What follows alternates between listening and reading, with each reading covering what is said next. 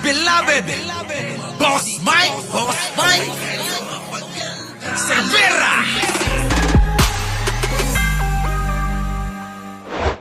General Marbil, nagbanta na! Tanggap tayo ng report mga kabrigada. Mga magtatangkang guluhin ng electoral process, mananagot daw sa batas. Ayon ho yan kay PNP Chief Marbil. Nako! Yan! Mananagot kayo! Alam nyo, manggugulo lang naman dito yung mga grupo ni Digong. Sa totoo lang, sila lang naman yung magugulo eh. Di ba? Yung mga manggugulo ha, sa eleksyon, tandaan nyo, pag nanggulo kayo, mananagot kayo kay General Marbil at saka kay General Torre. Nako, eto na, pakinggan ninyo mga kababayan, bakit mananagot? Brigada Kath Austria, ibrigada mo! Brigada mo na yan! Brigada. Report! Mahigpit ang babala ni Nako, eto na, mahigpit ang babala ng ating PNP chief. Diba? Just lang, inaano ko. Yun, wala akong masamang sinabi sa INC Kicks TV Alam mo naman, love na love ko kayo eh. Oo.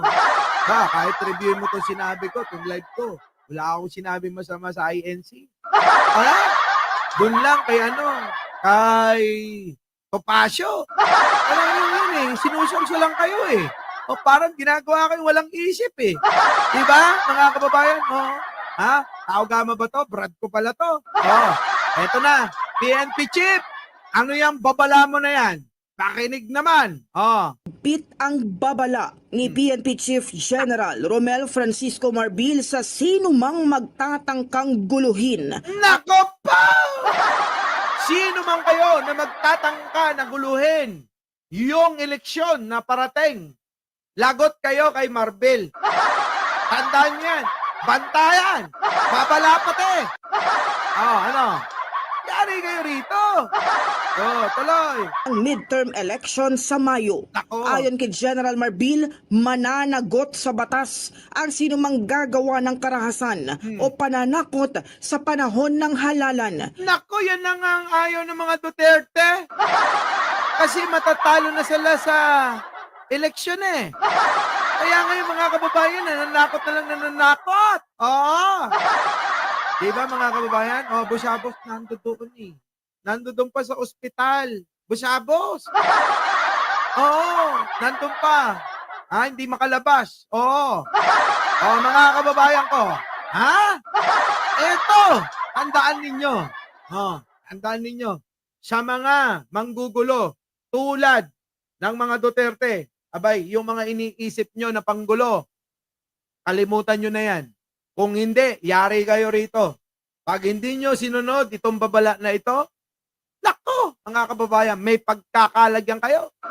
Tuloy! Tiniyak ng hindi papayag ang PNP na maisakripisyo ang kaligtasan ng publiko dahil lamang sa pansariling interes ng mga Correct! Yan na ganyan yung mga DDS! Ang pinagtatanggol lang nila yung pansariling interes lang ni Duterte. Di po ba? Ang gusto lang naman ng mga kampo ni Digong, sarili lang nila eh. Kasi kung iniisip tayo niya mga kababayan, malamang mga tahimik yan at tumutulong na lang. Laging ganon mga kababayan. Sabi ni Digong nun, kaysa maging kritiko kayo, tumulong na lang kayo.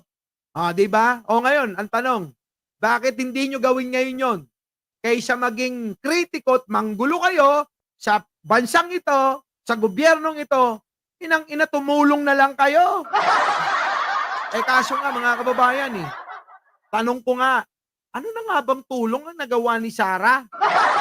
Sige nga mga kababayan, ano nang tulong ang nagawa na ni Sara para na pakinggan sila? Meron ba? Meron ba?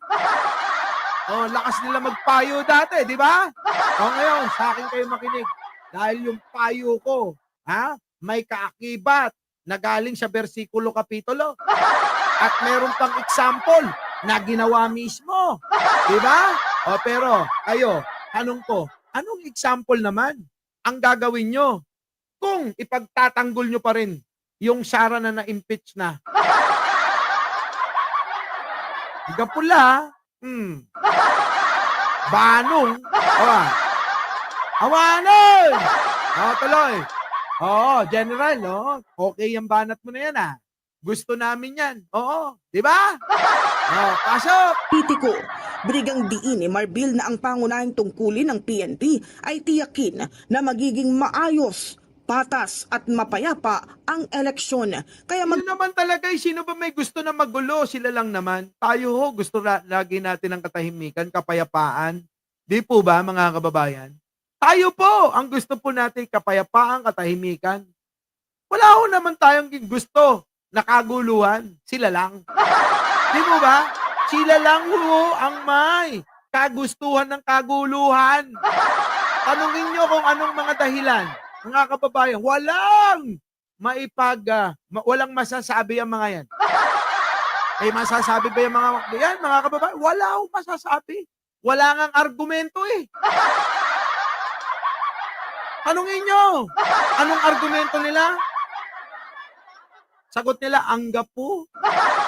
Awan. Eto na. magiging maagap anya ang PNP sa pagpigil sa anumang uri ng political violence. Samantala, kahit nakatutok sa seguridad ng halalan, nagpapatuloy ang laban ng PNP kontra kriminalidad. Yun! Very good! Sa totoo lang, mga kababayan, sa sobrang salita lang na salita ni Digong tapos pinipick up ng mga vlogger nila noon. At walang kumukontra maliban sa mga pinklawan. Ano? 'Di ba? Walang kumukontra, yung mga pinklawan lang, iilan. Kapag pa sila ay lumabis, tulad nila ngayon, mga kababayan, ang ginagawa, hinuhuli, pinaparusahan. Di po ba, mga kababayan? Ganun ho ang estilo ng mga DDS. Pero ngayon, mga kababayan, walang salita ang Pangulo. Hindi umiimik. Hindi nagyayabang. Pero anong ginagawa? Puro proyekto ang ginagawa niyan.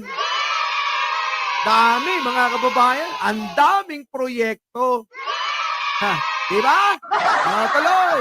Na droga at iba pang banta sa kaligtasan ng publiko. Correct. Yan ang gusto namin. Diba? Si Pangulong Bongbong Marcos, busy-busy yun. Kakaisip kung ano'y kagaganda ng ating bansa.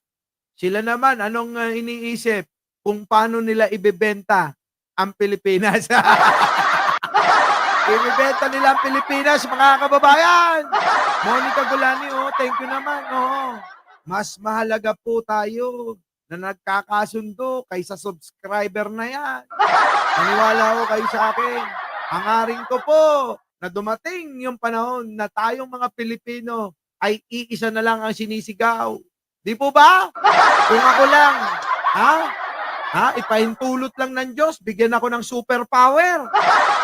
Lahat, mga kababayan, bibigyan ko ng bahay. Lahat, bibigyan ko ng trabaho. Yung ating mga lugar na magaganda, lalo ko pang pagagandahin. Lalagyan ko ng mga kalsada, ng mga ng mga tulad sa ibang bansa, cable car.